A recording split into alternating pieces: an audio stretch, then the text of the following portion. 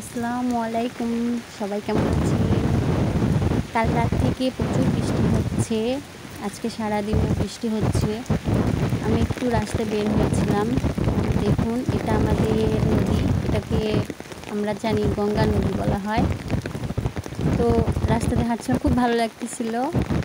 দেখুন পরিবেশটা কত সুন্দর। ঝিরঝির করে বৃষ্টি পড়তেছে।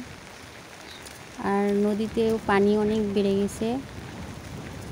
চারপাশটা সবুজে ঘেরা, অনেক সুন্দর লাগতেছে হাঁটতে।